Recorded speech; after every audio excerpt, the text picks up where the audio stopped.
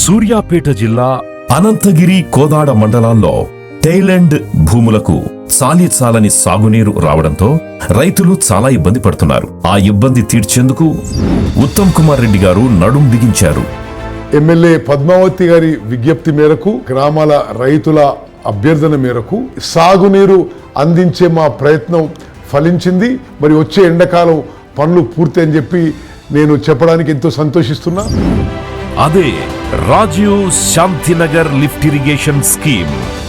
ఇది పాలేరు వాగు కుడి ఒడ్డున శాంతినగర్ గ్రామం సమీపం నుంచి నీటిని లిఫ్ట్ చేసి మొత్తం 5,000 ఎకరాల భూమికి సాగునీటిని అందించనుంది.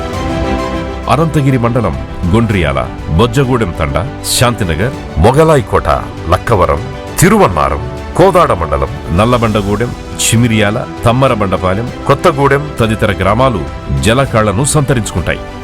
5,000 ఎకరాల ఆయకట్టు కింద పచ్చని పంటలు పండతాయి. మా బాధలు చూసిన ఉత్తమ్ కుమార్ రెడ్డి గారు, పద్మావతి రెడ్డి గారి ఆధ్వర్యంలో మాకు ఈ లిఫ్ట్ రావటం ఎంతో ఆనందంగా ఉంది. ఈ ప్రాజెక్టు సామర్థ్యం 80 క్యూసెక్లు. ఈ ప్రాజెక్టు కోసం దాదాపు 8.5 ఎకరాల భూమిని సమీకరించారు. ఇది కేవలం నీరు ఎత్తిపోసే యంత్రాంగం కాదు, దశాబ్దాలుగా ఎండిన పొలాల గుండెల్లోకి ప్రవహించే ఆశల జలధార.